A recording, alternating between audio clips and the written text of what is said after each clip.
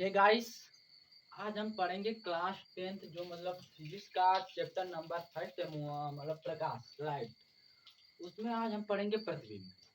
इसके पहले हम पढ़ चुके थे प्रकाश क्या होता है, प्रकाश के गुण क्या होते हैं, प्रकाश का परावर्तन कैसे होता है। आज हम लोग को जो फाइनली पढ़ना है वो पढ़ना है प्रतिबिंब। अब आप सोच रहे होंगे प्रतिबिंब में क्यों पढ़ेंगे, तो जानते हो प्रतिबिंब क्यों पढ़ेंगे। प्रतिबिंब इसलिए पढ़ेंगे कि क्योंकि अभी देखो, अभी हम प्रकाश के बारे में पढ़ चुके हैं, अभी प्रकाश में हम फिर पढ़ेंगे उत्तल अवतल के बारे में पढ़ेंगे, तो उसमें हमको प्रतिबिंब के बारे में मतलब उत्तल दर्पण कैसे प्रतिबिंब बनाता है, अवतल कैसे बनाता है, मतलब एक हिसाब से समझ लो प्रतिबिंब के बारे में ही पढ़ना है। तो प्रतिबिंब के बारे में पढ़ना है तो पहले यह तो समझना जरूरी है कि प्रतिबिंब होता क्या है ना। सही बात है। तो देखो इसीलिए आज हम पढ़ रहे हैं प्रतिबिंब। देखो प्रतिबिंब पढ़ने से पहले देखो एक चीज हम आप लोगों को बहुत अच्छी चीज बता देते हैं, जो हम लोगों की किताब में नहीं, लेकिन थोड़ा जो अच्छी किताब उसमें है। देखो एक होता है, आप परावर्तन में पढ़े थे, एक तो हम ही परावर्तन के बारे में पढ़े थे। तो देखो वो देखो पूर्ण परावर्तन था, मतलब एक हिसाब से पूरा सही से परावर्तन हो रहा था। और एक परावर्तन होता है जो इसे बोलते हैं विसरित परावर्तन। विसरित परावर्तन देखो कुछ इस तरह टाइप का होता है, थोड़ा क्यों समझ लो। विसरित परावर्तन कुछ इस टाइप का होता है, मतलब यहाँ से मान लीजिए प्रकाश की किरण आई फिर इस तरह आई, यहाँ से मान लीजिए फिर आई इस तरह मतलब एक हिसाब से मतलब वे मतलब यहाँ परावर्तन के नियम का पालन नहीं करती, ये केवल क्या करती है, जो विसरित परावर्तन होता है वे परावर्तन के नियम का पालन नहीं करता है। तो देखो ये जो विसरित परावर्तन होता है, देखो वर्ड से समझ में आ रहा है, मतलब विसरित मतलब क्या हो गई, फैल गई। विसरित परावर्तन केवल होता है, ये परावर्तन के नियम का पालन नहीं करता। परावर्तन तो होता है लेकिन ये परावर्तन के नियम का पालन नहीं करता, मतलब आपतन कोण परावर्तन कोण के बराबर नहीं होंगे।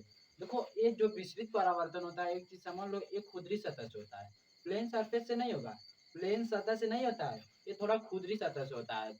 जैसे देखिए ये दीवार वाल हो गया, मतलब दीवार पे प्रकाश की किरण आ रही है तो दीवार के पास तो जा नहीं रही है, मतलब इधर ही कहीं रही होगी, तो मतलब मान लीजिए दीवार के सरफेस पे कहीं इधर उधर जा रही, तो मतलब ये विसरित परावर्तन है।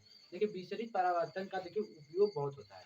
अगर देखिए दीवार से मान लीजिए पूरा जैसे परावर्तन प्रकाश की किरण आई एक निश्चित दिशा को चल गई, तो देखो अगर यहाँ पर परावर्तन का नियम का पालन करने लगे दीवार, कि दीवार जो अगर परावर्तन के नियम का पालन करने लगे, दीवार हमको दिखाई नहीं देगी, मतलब पूरा प्रकाश की किरण हमारे आंख में आ जाएगी, हमको दिखाई ही नहीं देगा।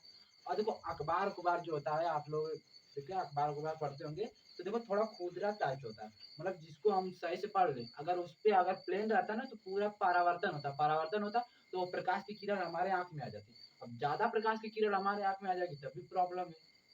तो देखो विसरित परावर्तन कुछ इस तरह था, आप लोग समझ चुके होंगे, हम जान रहे हैं। तो देखो आज जो हमको फाइनली पढ़ना है हमारा प्रतिबिंब, तब उस पर हम डिस्कस करेंगे। देखो प्रतिबिंब क्या बोल रहा है, किसी एक बिंदु से चलने वाली प्रकाश की किरण दर्पण से परावर्तन के पश्चात, नहीं दर्पण हम दर्पण ले लिए क्योंकि दर्पण के बारे में हमको पढ़ना है, ठीक ना, कुछ भी ले सकते हैं जो प्लेन सरफेस हो। बोला दर्पण से परावर्तन के पश्चात जिस बिंदु या दूसरे बिंदु, अब दूसरे बिंदु का भी मतलब समझेंगे, जिस बिंदु पर मिलती है या मिलती हुई प्रतीत होती है। तो मतलब ये होता है प्रतिबिंब की किसी वस्तु से चलने वाली प्रकाश की किरण दर्पण से परावर्तन के पश्चात जिस बिंदु पर मिलती है, मिलती हुई प्रतीत होती है, उसी को क्या बोलते हैं, प्रतिबिंब। जैसे समझ लो, देखो मान लीजिए एक यह वस्तु है, मान लीजिए एक वस्तु है, ठीक है, मान लो एक वस्तु है। अब मान लीजिए यहाँ पर कोई एक दर्पण रखा है, मान लो एक दर्पण रखा, ठीक है, मान लीजिए कलई किया हुआ है, मान लीजिए ना।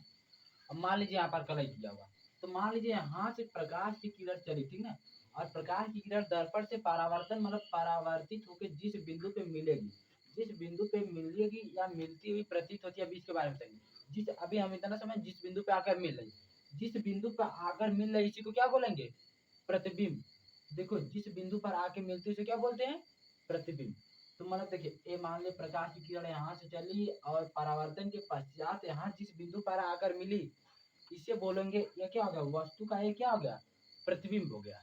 वस्तु का ये क्या हो गया, प्रतिबिंब।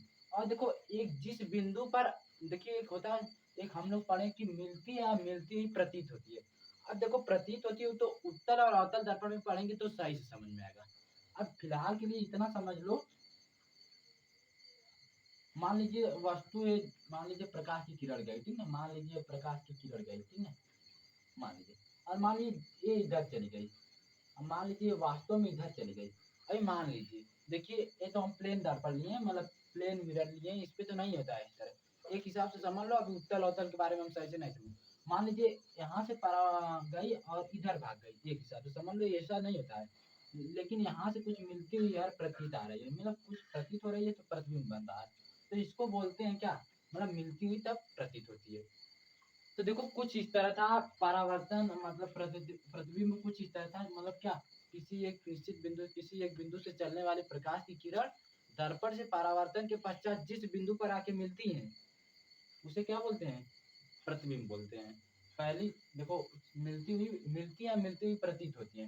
दूसरे बिंदु को पहले बिंदु का प्रतिबिंब, देखिए दूसरा बिंदु इसीलिए लिखे हैं, दूसरा बिंदु क्या होगा, प्रतिबिंब होगा किसका, पहले बिंदु का। ठीक, तो कुछ इस तरह है। और देखिए अब प्रतिबिंब के प्रकार, देखिए प्रतिबिंब, अब देखिए एक मिल रही है वास्तव में आकर प्रकाश की किरण मिल रही है तो प्रतिबिंब बन रहा है, और एक मतलब हम अभी समझे ना, मिलती हुई केवल प्रतीत हो रही है तब भी प्रतिबिंब बन रहा है। तो अब देखिए यहाँ से हमको थोड़ा मोड़ा हो जा रहा है कि मतलब पता चल जा रहा है कि मतलब प्रतिबिंब के मतलब कुछ प्रकार होते होंगे। तो देखो प्रतिबिंब दो प्रकार के होते हैं, एक होता है वास्तविक प्रतिबिंब, एक होता है आभासी प्रतिबिंब। अब देखो वास्तविक प्रतिबिंब और आभासी प्रतिबिंब क्या होता है अभी हम समझेंगे।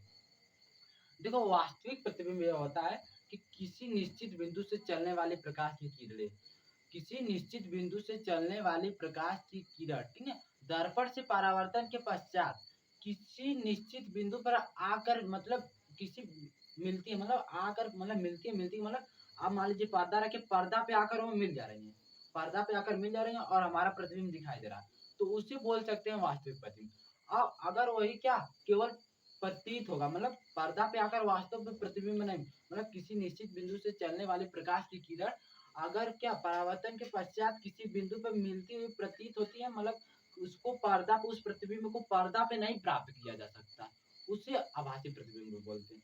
देखो अभी हम इसके बारे में सही से डिस्कस करेंगे। अब हम इसको थोड़ा लिख लेते हैं, तब तक के लिए 2 मिनट के लिए आप लोग रुके रहिए।